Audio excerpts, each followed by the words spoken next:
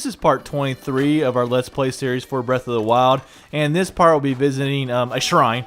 It'll be the Shields of Water trial, and then afterwards we'll explore some and collect some items.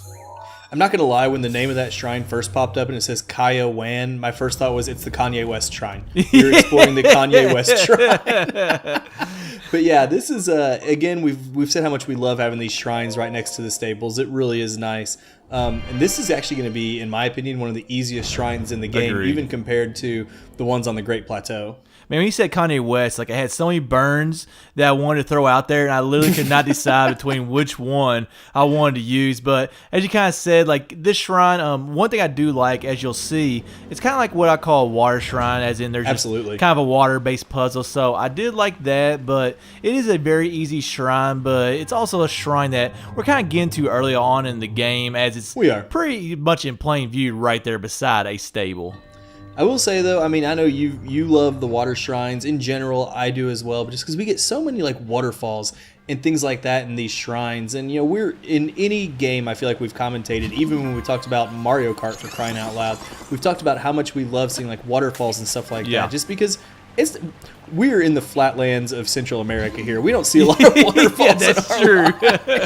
So I'm with you. I like seeing these water shrines as well. The only waterfalls we see is our beer pouring into our glass. Hey, that's a great waterfall, though. That is an amazing waterfall.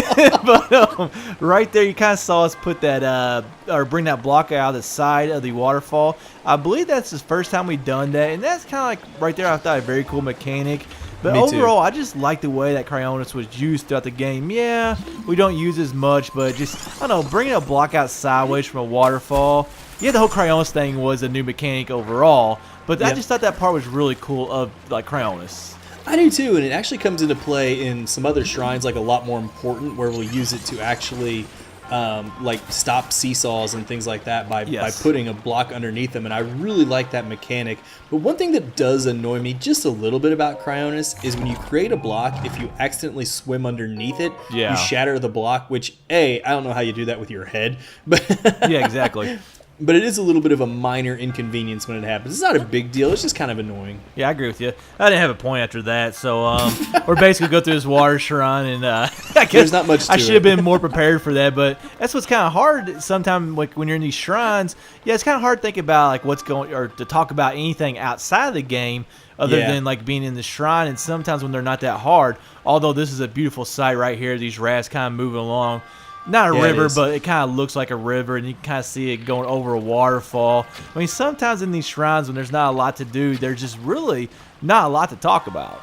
There isn't, and especially you'll see it takes me a long time in a few of these shrines because I'm not the sharpest person in the world when it comes to solving puzzles. Yeah. But yeah, one thing I do like though is they had 3 of these little guardian scouts, or I'm not sure exactly what they're called. I think they're called just little guardians, maybe, or I know they have a name. I think they're like little guardians, maybe. I'm gonna call them little guardians, but we were able to like. From these 2 that we shot, we didn't grab any of the materials, but from the first one we shot in the previous room, we were able to grab a couple ancient screws, and I am all for loading up on the ancient materials. Ancient materials, thank you. I was struggling for the word.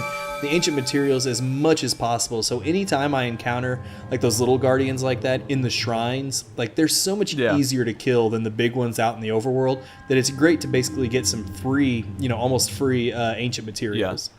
Now that little like waterfall, we kind of talked about like seeing it like, at the back part of the river or whatever you want to call it.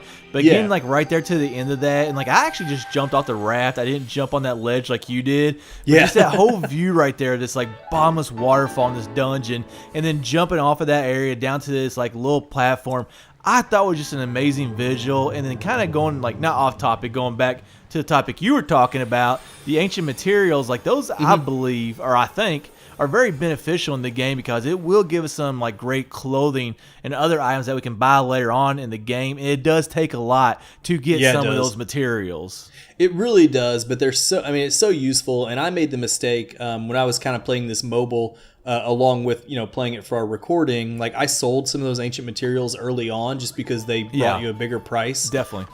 Than some of the other rupees or some of the other items. So I sold a few of them early on. And I quickly learned though that, you want to save that stuff because it costs a lot of materials to get some of the awesome ancient equipment upgrades that we can get. So it is great to stockpile those. And once you get the hang of fighting the Guardians, like there were a few times I would just go out to Hyrule Field and just fight Guardians just to load up on the parts. Yeah. Once you get the mechanics down to defeat them, they become, they can still one hit and just about kill you. Don't get me wrong. But once you get the mechanics down, it's possible to go out there and just farm them basically for ancient materials. Now that's one thing I actually didn't do because this should be a shocker. I really didn't have many Guardian arrows, so I really couldn't go after the Guardians. So like that's not surprising at all. You can get a ton of parts from them because when you're kind of talking about those ancient materials and being hard to come by, like one of my first thoughts was I believe it was the ancient core or the giant ancient core. Like those things were very hard to come by. Both. And for some upgrades, you need like 2 or 3 of those, and I struggled on that mightily. But at the same time, like I said, if you can actually get the Guardian arrows, like kind of like get a pretty good inventory of those, killing those Guardians will give you a lot of ancient materials.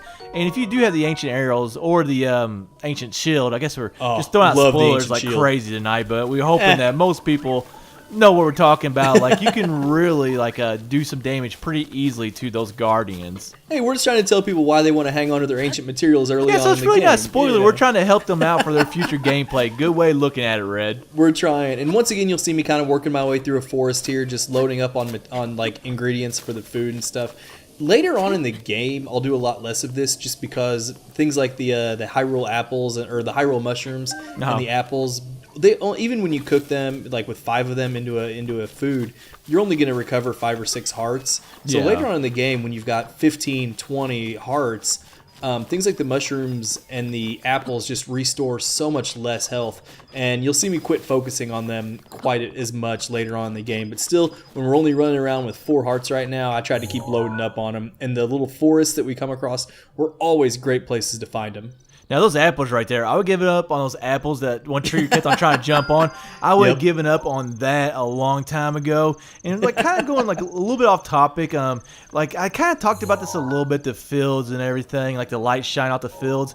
But one thing I don't believe I talked about is the actual grass in this game and how the grass looks. And when the sun also hits that and not so much just the land, like just the grass in this game. And for being so many different, what's it called, blades of grass, like I mean just the detail and everything, it just looked amazing. And for a game that's not even 1080p, like 900 something or whatever, like to make that stand out so much, it's just, I guess the art style helps with that. Even though we bashed it so much in the beginning, so it's one of those things like maybe the art style's really helping with certain things like that.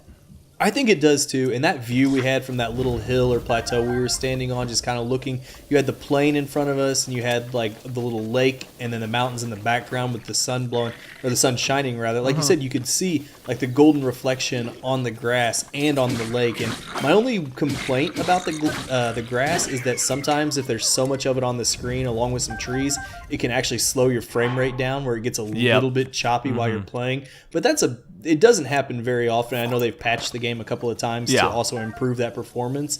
So overall, I was really pleased with the effects of the terrain in this game, especially combined with the sunshine. Yeah, it's been improved a little bit. Like the forest areas were terrible at the beginning, and those aren't so bad nowadays. But anyways, this will go ahead and wrap up part 23 of our Let's Play series for Breath of the Wild.